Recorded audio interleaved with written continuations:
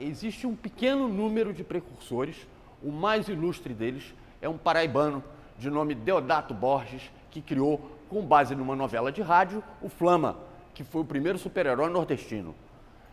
Pouco depois, nos anos 60, alguns paulistas criaram outros super-heróis que não são muito conhecidos, mas têm seus fãs, como o Raio Negro, o Homem-Lua e diversos outros que foram criados pelo Rodolfo Zala, que é um estrangeiro radicado no Brasil. De fato, os personagens de quadrinhos de super-herói brasileiros estão exilados da banca de jornal. Pelo outro lado, eles existem graças à internet, não é? Sites como Catarse e outros de crowdfunding têm viabilizado algumas edições bonitas. Eu, em especial, vejo mais do que os super-heróis, eu vejo quadrinho de terror, que está tendo um renascimento muito bonito. Por exemplo, tem uma coisa chamada Belladonna, criada por uma dupla de jovens aqui do Rio, o Denis Mello, que é o desenhista, e a Ana Recalde, que é a moça que escreve, estão aí arrecadando um monte de apoios, né? Tem outros, tem a história do Machado. Quer dizer, o que mudou é que antigamente havia uns pequenos gibis com histórias curtas, mas muito frequentes. Hoje isso acabou. O que tem é um trabalho autoral que ou vai ser comprado pela internet ou vai ser encontrado na livraria. Né? E aí são histórias grandes, porque o cara tem que querer muito fazer. Não é mais uma questão econômica, porque o cara sabe que ele viabiliza a vida dele é desenhando publicidade. Não tem nem como comparar. Eu acho que existe um forte público de quadrinhos no Brasil, em especial dos quadrinhos de terror. Né? São os quadrinhos que primeiro assumiram a imaginação brasileira. Eles não tinham muita literatura para adaptar, mas tinham uma forte tradição oral. E essa toda chegou nos quadrinhos. Ele começou o quadrinho de terror brasileiro com histórias de Drácula, ainda no final dos anos 50. E depois disso foi se transformando e entrou o Mapinguari, o Boiúna, todo tipo de criatura selvagem que é conhecida de quem lê Câmara Cascudo. E os caras foram atrás. Né? Então isso daí trouxe um conteúdo muito grande. Não é? Tem alguns artesãos que passaram a sua vida inteira desenhando esse tipo de quadrinho. E na banca de jornal. Né? Houve um momento que foi o quadrinho de terror, um outro que foi o quadrinho erótico, e havia público. Né? Agora, hoje em dia, houve uma transformação. Você tem, pela primeira vez, todos os super-heróis estrangeiros publicados no Brasil por uma editora só. Né? A Panini, que é uma editora italiana, que é licenciadora da Marvel e da DC Comics. Isso em nenhum lugar do mundo acontece. Da mesma editora publicar o trabalho do Batman e do Super-Homem e as aventuras do Capitão América e do Homem-Aranha. Só acontece no Brasil.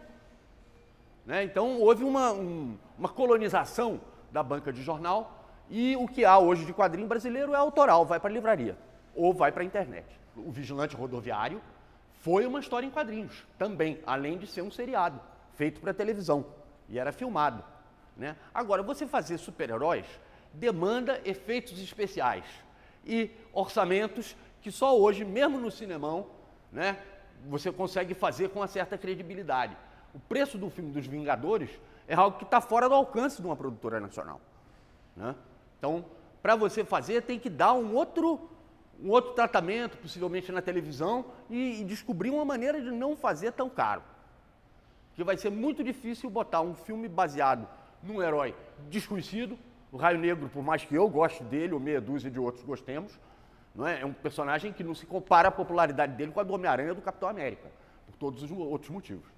Então, como é que vai botar o dinheiro no filme do Raio Negro e para ele ficar crível? É complicado. Né? Talvez agora, hoje, as televisões estão vendo que a literatura fantástica dá bons temas. Né? Os zumbis, né? Os vampiros, todas essas coisas eu acho que são mais fáceis de aparecer no orçamento televisivo do Brasil do que um super-herói que sai voando. A excelência dos Estados Unidos é um pouco mais complicada porque eles têm décadas e mais décadas de investimento nisso. Né? Aqui no Brasil, nós somos muito menos alfabetizados, por exemplo, do que a Argentina.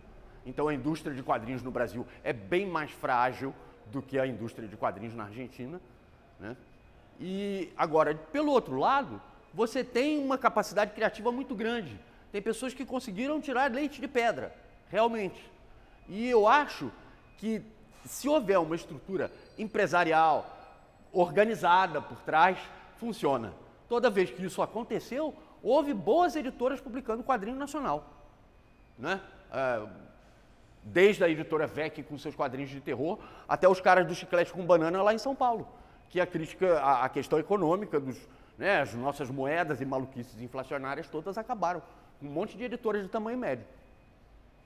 Né? Mas em havendo uma economia estável, ninguém investindo, formando editores, não basta ter só tradutores, né? Formando o cara que sabe formar uma equipe de trabalho. Né? Olha, você escreve, você desenha, sentem, criem um negócio junto.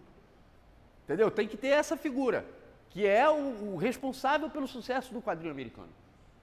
Tem um cara da empresa dirigindo a criação dos outros, que são contratados, mas muito menos são colaboradores, né? Enquanto que tem um cara que é um editor, que vai lá todo dia ver se os prazos estão sendo cumpridos, se o negócio está dentro do que foi concordado, essa coisa toda. No Japão não existem super-heróis, existem personagens superpoderosos, mas os únicos caras que escrevem super-herói com sinceridade ou são americanos ou são ingleses. E mesmo assim os ingleses são subversivos, porque escrevem as histórias mais adultas de todos, as mais ousadas, as que têm né, o Neil Gaiman, esse cara que está fazendo um sucesso danado agora, hoje em dia, como escritor de livros e filmes, começou nos quadrinhos com uma série chamada Sandman, que é um sucesso. Né? Então tem a coisa metódica.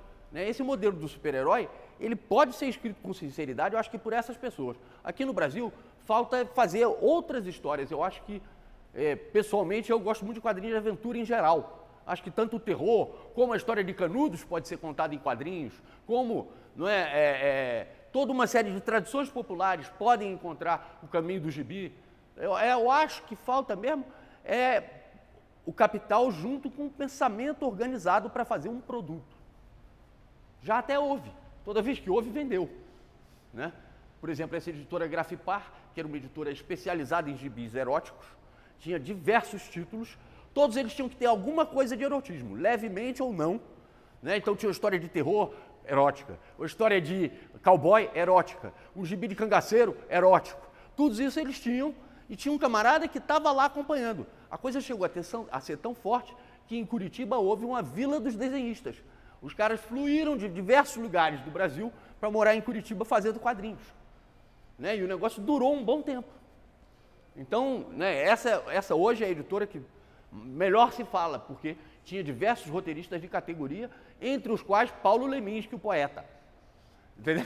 Então era um negócio que funcionava. É possível que haja a reemergência de um quadrinho de aventura brasileiro. Acho que hoje eu vejo os jovens mais interessados nas coisas que falam do Brasil do que estiveram algumas gerações anteriores. Né? O camarada quer saber o que é um orixá. Muita gente não perguntava o que é isso. Né? Quer saber o que é a mula sem cabeça. Entendeu? Uma criança de 9 anos pergunta por que a mula ficou sem cabeça. Quando há 10 anos atrás nem conhecia a mula sem cabeça. Então eu acho que tem um espaço aí para se ocupar com a imaginação que é criada aqui nas nossas raízes.